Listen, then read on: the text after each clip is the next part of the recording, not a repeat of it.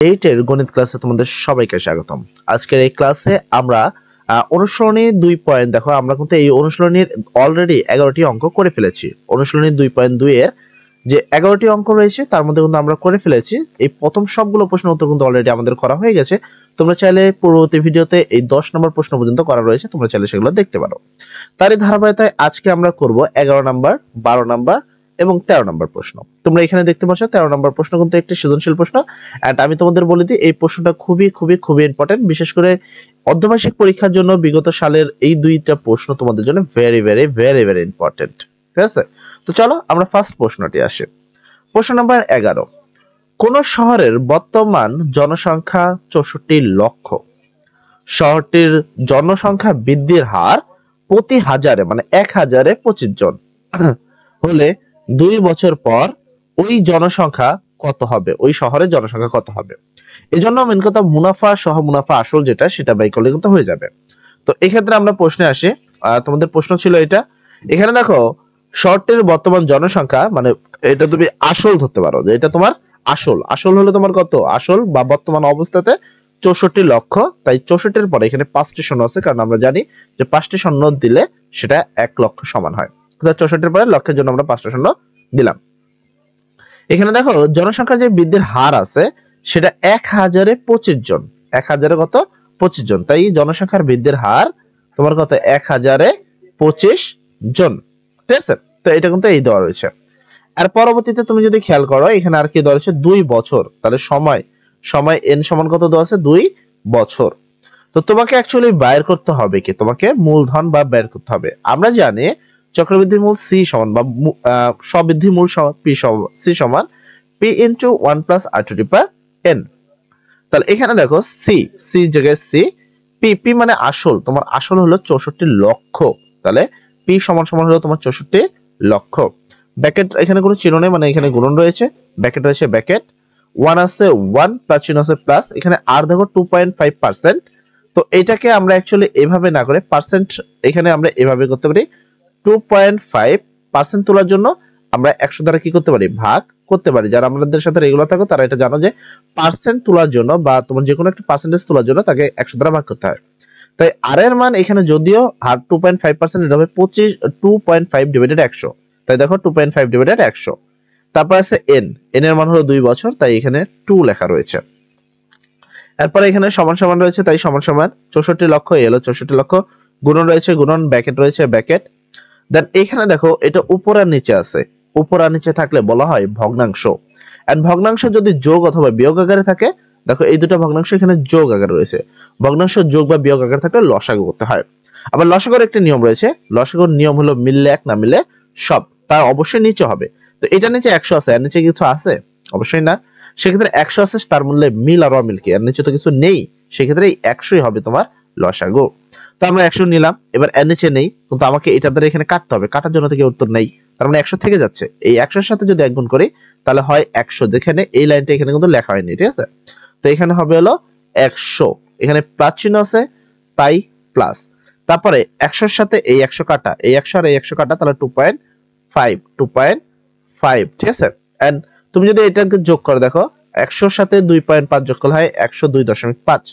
এখানে নিচে 100 ছিল, 100 স্কয়ার আছে স্কয়ার। 64 লক্ষ আছে 64 লক্ষ।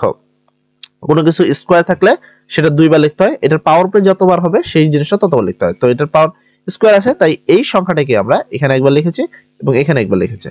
তারপরে এই 2 শূন্য, এই 2 শূন্য কাটা, এই 2 শূন্য, দেন এই 2 শূন্য কাটা, তাহলে থাকলো কত, 640 গুণন 102.5, 102.5 গুণন 102.5, এবং এটাকে গুণ করলে 67,24,000 জনসংখ্যা কিন্তু থাকছে। তাহলে সেই অনুসারে ওই শহরের জনসংখ্যা বর্তমানে তোমার কত, 67,24,000 জনসংখ্যা রয়েছে।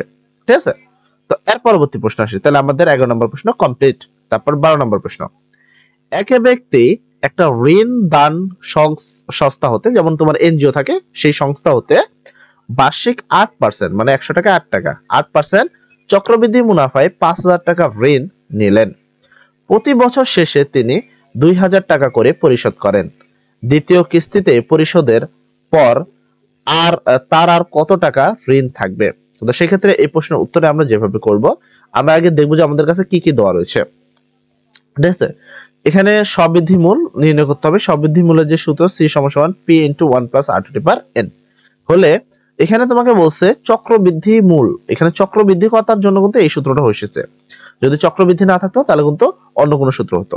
তো চক্রবৃদ্ধি মূলের সূত্র হলো এইটা, c সমান p * 1 + r to the power n। তো এখানে হলে পার্সেন্ট 8% বলছে, পার্সেন্ট কত 8% মুনাফায় 1 বছরের সবৃদ্ধি মূল। এখানে কিন্তু 1 বছর বার্ষিক মুনাফা। তাহলে সেক্ষেত্রে দেখো এখানে কিন্তু কিছু কিছু জিনিস দেওয়া আছে যেটা এখানে লেখা হয়নি, আমার একটু মিস্টেকলি হয়ে গেছে। এখানে তোমার পি হলো তোমার আসল কত টাকা, তাহলে পি হলো তোমার আসল হলো তোমার 5,000 টাকা। তাহলে আসল তোমার 5,000 টাকা তুমি ঋণ নিয়েছো, তার থেকে টোটাল নিয়েছো কত 5,000 টাকা ঋণ নিয়েছো। তারপরে তোমার রইলো কি আর বলতে কত পার্সেন্টে নিয়েছো, মুনাফার হার আর, এটা তুমি নিয়েছো কত 8% মুনাফায়, 8% নিয়েছো। আর পার্সেন্ট তোলার জন্য তোমরা সবাই জানো আমাকে এটাকে কি করতে হবে 100 দ্বারা ভাগ দিতে হবে। ঠিক আছে, তাহলে হয়ে গেল পার্সেন্ট উঠে গেল। আচ্ছা, তো এই অনুসারে আমরা এই মানগুলো এখানে বসাবো। এটা হয়তো বা তুলতে ভুলে গেছে। আচ্ছা, এখানে সি রয়েছে সি, পি মানে আসল তোমার 5,000 টাকা, এই হলো তোমার 5,000 টাকা। ব্র্যাকেট আছে ব্র্যাকেট, 1 আছে 1, প্লাস চিহ্ন আছে প্লাস।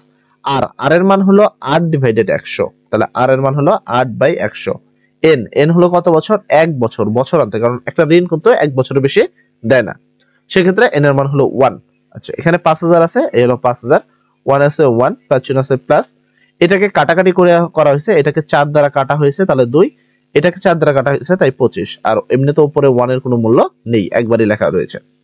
এখানে 5,000 রয়েছে তাই এখানে 5,000।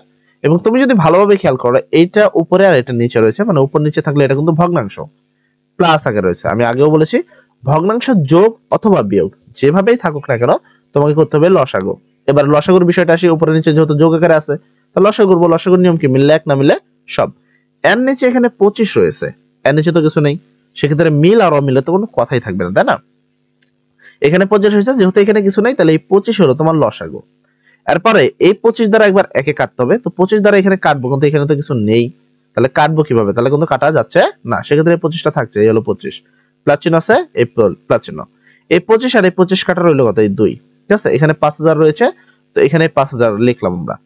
এই 25 আর 2 যোগ করলে হয় 27, নিচে রইলো 25। এরপরে তোমার টপিক হলো কাটাকাটি। ঠিক আছে, তো এখানে তোমরা দেখতে পাচ্ছ যদি আমরা এই 25 দ্বারা এই 50 কাটি তাহলে হয় কত, 25 দ্বারা 50 কাটলে হয় 2, তারপর থাকলো কত 2 শূন্য, এই হলো 2 শূন্য। ঠিক আছে, তাহলে 200 আর এখানে তোমার কত, এখানে তোমার হলো 27, 27 দুগুণা 54, এখানে আছে 2 শূন্য তাই এখানে 2 শূন্য, তাহলে কত হলো টোটাল তোমার 5,400 টাকা। তাহলে এবার আসি, তার মধ্যে কিন্তু 2,000 টাকা সে দিয়েছে। 1 বছর পর 2,000 টাকা ঋণ পরিশোধের পর বাকি থাকলো, তাহলে টোটাল ঋণ হলো 5,400 টাকা তাকে দিতে হবে। 5,000 টাকা নিয়েছে, 400 টাকা সুদ দিতে হবে, 5,400 টাকা। সেখান থেকে সে দিয়েছে 2,000 টাকা, তাহলে 5,400 থেকে 2,000 বাদ দিলে থাকে কত, 3,400 টাকা। আবার 3,400 টাকা 1 বছরের সবৃদ্ধি মূল। এবার এটার মূল আবার দেখো কি আসে, মানে এটারও তো আবার লাভ আসবে না, তোমার মনে রাখবে কিস্তি তুমি না দিলে সেটা কিন্তু লাভ আসে। সেক্ষেত্রে আমার আসলটা কি হচ্ছে, আমার আসল হচ্ছে হলো 3,400 টাকা 1, আর হার নিয়েছিলাম আমরা কত 8/1, ঠিক আছে 8/100 মানে 8%। তো 4,034 এখানে কত 3,400 আছে, 3,400 ব্যাকেট আছে ব্যাকেট, 1 আছে 1, 8/100 আছে, সেটা কাটাকাটি করলে মানে 4 দ্বারা কাটলে হলো 2, 4 দ্বারা কাটলে হলো 25, সেটা আমরা আগেও করেছি। এন্ড এটাকে যদি আমরা তারপরে এখানে 3,3400 ছিল 3400, দেন লসাগু করব, লসাগু করলাম 25 একে 25 আর 2 27, ঠিক আছে, তাহলে উপরে 27 আর নিচে কত, নিচে হলো 25। দেন এটা দ্বারা এটা কাটলে হচ্ছে 136, তার উপরে হলো 27। এই 136 আর 27 যদি গুণ করি তাহলে হয় 3,672 টাকা। তাহলে এইটা হলো তোমাদের কি এই সূত্র। অতএব দ্বিতীয় কিস্তিতে 2,000 টাকা পরিশোধের পর ঋণ বাকি থাকে, টোটাল হলো ঋণ থাকে হলো 2টা কিস্তি দিলে, প্রথম কিস্তিতে একটু কমেছিল, দ্বিতীয় কিস্তিতে আরো 2,000 কমবে, সেক্ষেত্রে 3,672 টাকা থাকে টোটাল ঋণ। সেখানে সে দ্বিতীয় কিস্তি আবার 2,000 দিল, তাহলে 3,672 থেকে 2,000 দিলে থাকে 1,672 টাকা। সুতরাং দ্বিতীয় কিস্তি পরিশোধের পর তার ঋণ থাকবে 1,672 টাকা। তো এই হলো তোমাদের পরবর্তী প্রশ্নের উত্তর। তো আজকের ক্লাসে আমরা এতটুকু করব, যেহেতু আমাদের টাইম শেষ হয়ে গেছে। আর নেক্সট ক্লাসে আমরা পরবর্তী অধ্যায়টা করব। তো সবাই ভালো থাকবা, সবার জন্য দোয়া করি। আসসালামু আলাইকুম।